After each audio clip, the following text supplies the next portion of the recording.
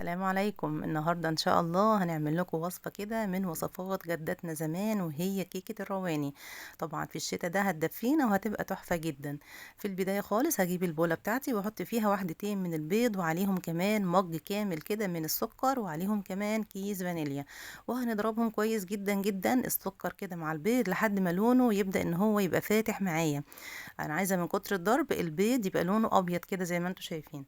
وبعد كده هنجيب كوباية من الزبادي وهننزل بيها كده على الخليط، وعليهم كمان ربع مج كده من الزيت. خدوا بالكوا الزبادي مهم جدا في الوصفة دي علشان بيخليها لي طرية كده وجميلة من جوه، يعني ما تبقاش ناشفة زي الكيكة العادية. وحطينا كمان اهو زي ما انتم شايفين نص مج كده من جوز الهند. وبعد كده هنجيب بقى دقيق البسبوسة العادي، دقيق السميد اللي احنا عارفينه. نحط مج كامل كده من دقيق البسبوسة.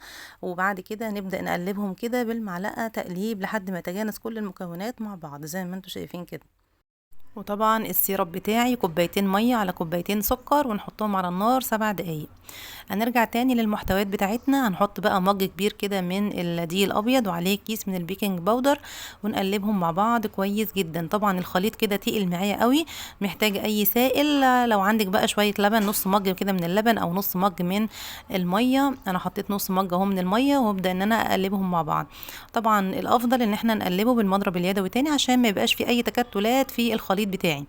وزي ما انتم شايفين كده بعد ما بدأت ان انا اقلبهم. طبعا الخليط زي ما انتم شايفين تقيل، انا عايزاه يكون السمك اللي انتم شايفينه ده. بعد كده هنجيب الصينيه بتاعتنا ونحط لها بقى رشه زيت كده وتعفيره من الدقيق، ونبدأ ان احنا بقى نصب الخليط بتاع كيكه الرواني في الصينيه كده زي ما انتم شايفين. وبعد ما جهزنا الصينيه بتاعتنا اهو، طبعا الفرن سخن، هندخل على الفرن على طول. يعني مش هتاخد معانا حوالي تلت ساعة كده في الفرن، وبعد كده نبص عليها. لو حسيتوا ان الوش بتاعها ما خدش اللون اللي انتوا شايفينه ده، ممكن نشغل الشواية شوية هتاخد اللون، وخلاص كده تكون استوت تمام التمام. بعد كده طبعا السيرب بتاعنا جاهز وهي دافية. طبعا انا دلوقتي بختبر ان هي استوت، علشان طبعا اللي مش عارف الكيك بيستوي ازاي. الخلة نحطها وبعد كده نشوفها تطلع ممسوحة خالص زي ما انتوا شايفين كده. ونجيب السيرب بتاعنا، يعني السيرب هيكون بارد وهي طبعا سخنة، او ممكن يكون دافي مفيش اي مشكلة. ونبدأ ان احنا ننزل بقى السيرب كده ونحط من الجوانب كلها لحد ما خلاص تتشرب معايا وتكون تمام جدا. كده خلاص خلصت كمية السيرب كلها وسبتها انها تهدى شوية كده. ونبدأ ان احنا نقطعها كده عشان نطلعها بقى قدامكم ونشوف قطعة منها. عايزة اقول لكم فعلا فعلا طعم رائع جدا، حاجة كده فوق الوصف يعني. طرية جدا من جوه، وكمان بصوا ما شاء الله واخدة الحرف كده كأنها بسبوسة، يعني واخدة الحرف بتاع البسبوسة كده، بس حاجة كده تحفة اللهم بارك.